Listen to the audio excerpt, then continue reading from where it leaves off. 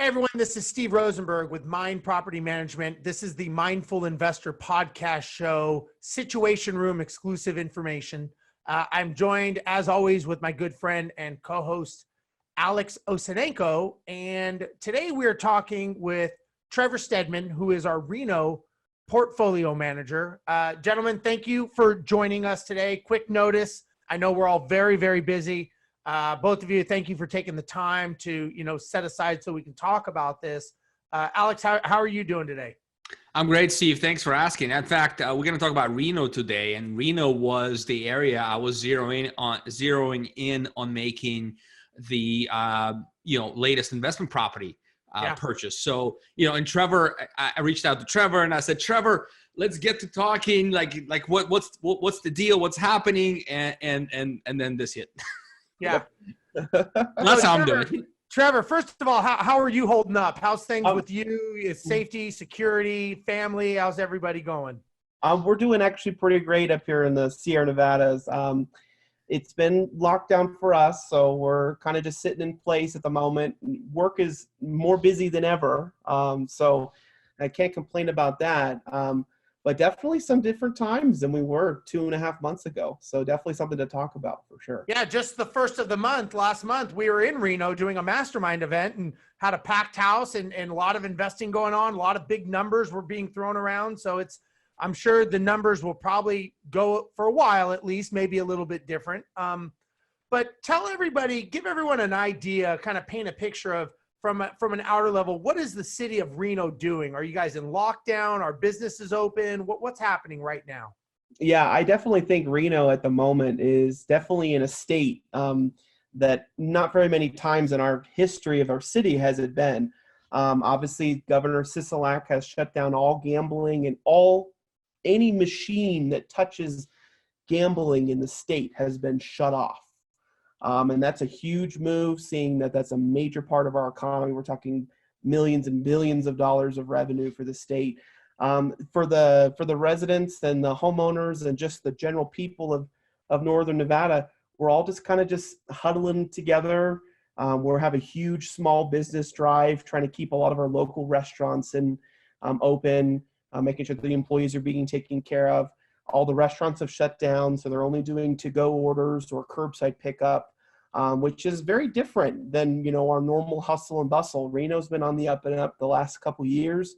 We've had a whole bunch of new cultural sites open, new restaurants. Midtown has thrived. Now, if you walk up and down Virginia, it looks like a ghost town. Everyone's inside.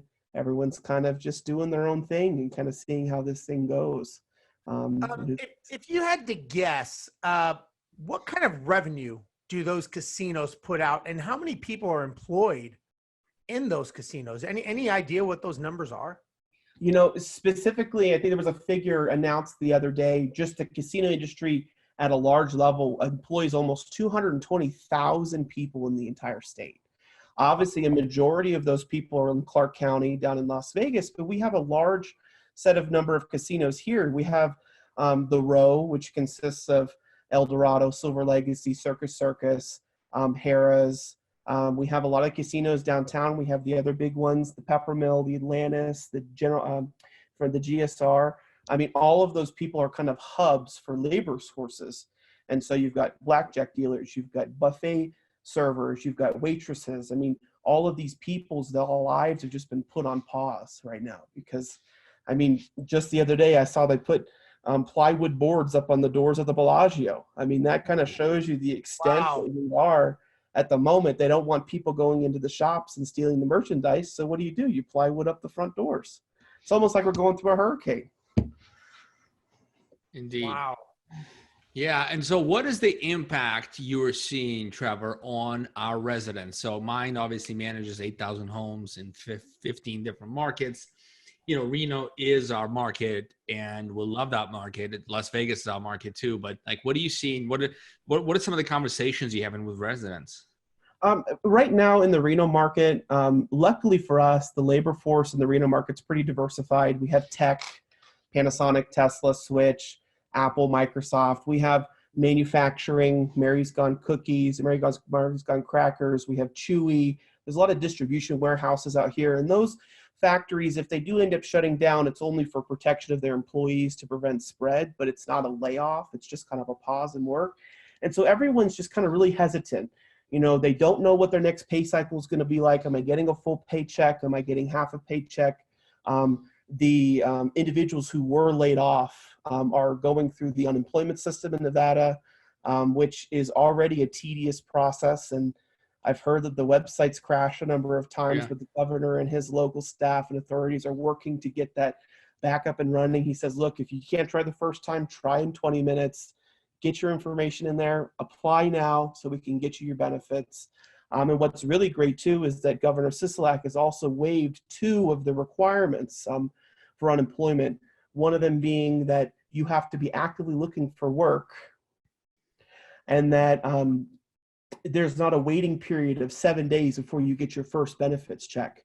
And so those 2 waivers or requirements for unemployment expedite that process. The sooner we can get the money in the hands of the people who are laid off, the sooner they can pay their bills, their child care, their utilities, their rent. And so, the governor at a high level is pushing forward to get Nevadans at least some kind of assistance during these very uneasy times. And we're starting to see it come through as we get closer and closer to April 1st. So residents are starting to email us, hey, my paycheck wasn't as big this week. We're going to have to look and see what April's going to look like. So we're already starting to kind of see some of those, rustles rustling in the resident side of things.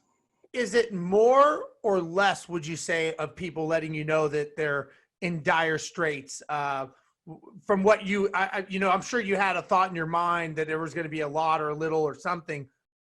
Is it coming true, or what are you seeing as far as the amount of people that are sending you emails, at least right now? I think for the month of April, because everything was kind of shut down, like right in the middle of the pay cycle for a lot of us, they probably still have some money saved up. So April may not be a large issue for some. I think there's going to be a large percent of the population here that will be able to pay April on time and be able to get through the next month. Obviously, the people who are already living paycheck to paycheck, that'll probably be difficult for them to do. And those individuals, we've actually been proactive as a company and reached out to them beforehand and said, look, if you're having difficulties with this or you've been laid off, please contact our resident services department so that we can put together an arrangement or an understanding with you and the owner in mind in order to come up with a win-win situation. So, we're being proactive as a company, and we're just hoping that the residents are being proactive. The sooner you can tell us, the sooner we can find a solution. Yeah, that's so important, especially in times like this. Communication all the way around is so vital. And I think that, for people that own real estate, whether you're in Reno or wherever you are, I think it's important to understand that, you are running a business, and it's understandable, but the resident is living in that property, and they did not choose for this to happen to them. They did not choose to not be able to go to work, and they never thought that on March 1st that they would only get half a month of a pay. Right. And so it's really a matter of understanding that it is a bad situation, as you said, Trevor, all the way around. And it's a matter of all of us coming together and really coming up with a solution and communicating, because I am 100% positive that I am sure they would much rather pay their rent and stay living where they were and not have to uproot their families and uproot their lives and their livelihood based on something that they had no control over. They didn't do anything, but yet they're a victim of it. So I think it's important to put that into perspective for people, that all of us included, everyone is waiting day by day because this is evolving so quickly. I'm curious, what kind of conversations with owners are you having, if any, regarding this? Because I'm sure they're nervous as well.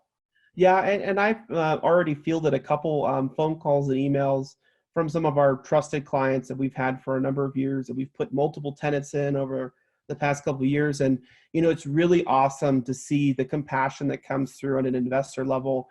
I mean, I had owners say, hey, look, I just want to let you know, obviously with everything going on, please waive the month of April rent for the resident, because I know this is going to be a difficult time for them.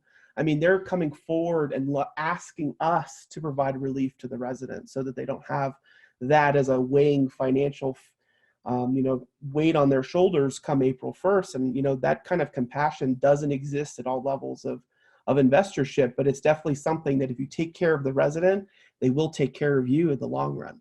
And that's very important to highlight, being what are the good, the bad, and the ugly of being an investor and a landlord. I mean, this is a perfect example of one of those that would check that box. Yeah, I see a lot of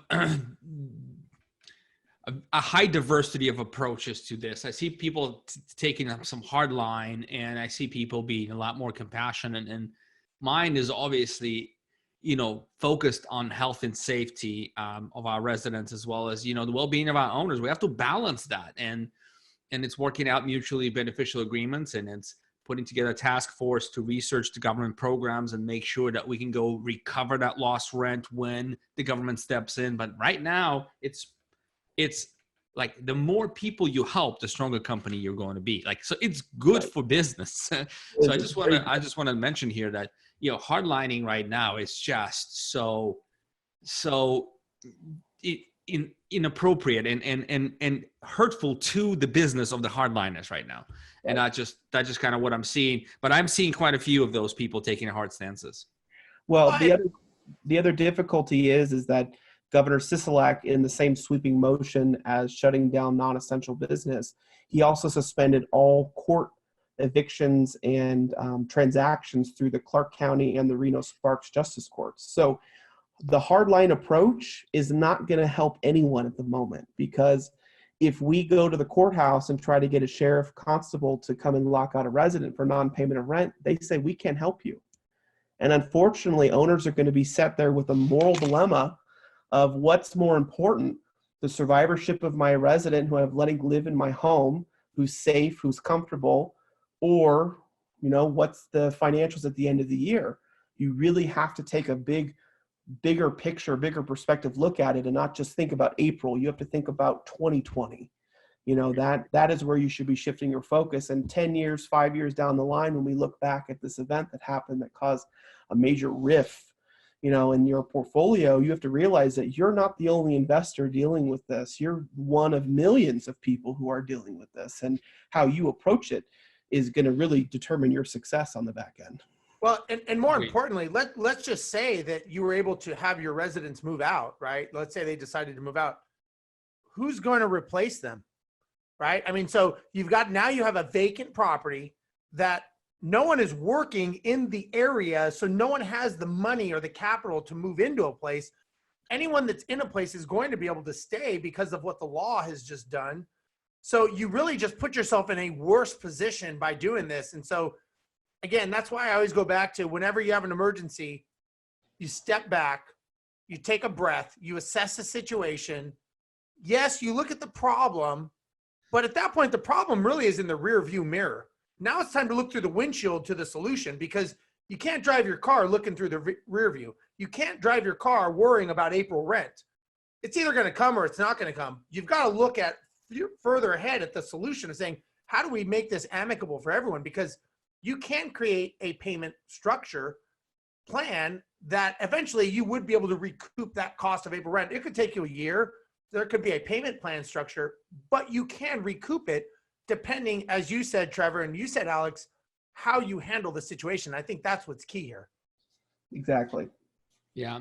Trevor, this was really good. And I think the one other thing that'll come out of this mess, this crisis we're in, is the resilience of some of the cities and some of the local locations, some of the areas. I think they might change investment appetite towards certain areas. Like, Las Vegas is taking a dive. I mean, we spoke to Chris, who's the broker there, and he is like 50% of all people are employed by casinos, 40 to 50%. So guess what? You're not getting 40, 50% of the rent potentially, where Reno is a lot more diversified. And that's kind of, for me, was always that appetite for investment. It is more expensive though. Like, it's already gone up. People have got a wind of this, right? But we'll see. I mean, the data will show. Like you always said, Steve, that Houston is super diversified. Let's see. Right. Yeah.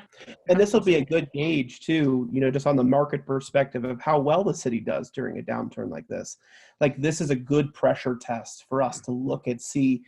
I'm fascinated to see what the MLS is going to post data wise. Like, how many deals did we do in March? Where was the cutoff date? When did the deals back out? What are the title companies doing to adjust for the deals that are falling out of escrow because maybe financing didn't come through, or the person that was approved for a loan, their husband lost their job or they were laid off and now they're not approved anymore, so they can't go through. Did they lose their earnest money? Like, those are all these different things, the data that's just, it's happening, but we're not looking at it yet because it's not ready.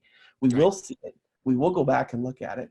But I'd be fascinated to see what the real estate market's going to do, just to see how we react to this. And another thing to think about too, and, you'll look online, I'm a part of the NARPM board here locally as well as nationally. And, there are National Association of Residential Property Managers is a association I belong to. But there are property managers in Pennsylvania and some cities on the East Coast where their state determined that real estate transaction was non-essential business. And so they're shutting down the real estate transactions, even though we're a part of the shelter equation.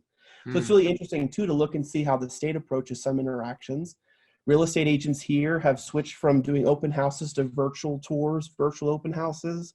How is that going to shift our reliance on person-to-person or face-to-face interaction to more of a digital experience? We were already moving in that direction, but how is this crisis going to push that, force it in that direction, and what is that influence is going to have on our industry after this is all done? We definitely have some bigger discussions that are going to be had because of this, without a doubt. So Trevor, thank you so much. I know you're busy. We don't want to take up too much of your time. Everybody, if you'd like to know more, you can go to our website, mind.co, MYND.co, where you can get a bunch of information. Situation Room is a landing page we've created specifically for this pandemic and everything going on around it. So the content and information is updated daily. So please check back, as this is a fast-changing, ever-changing situation. So on behalf of Alex, myself, and Trevor and Mind Property Management, thank you for watching, and we will catch you guys next time. Bye-bye.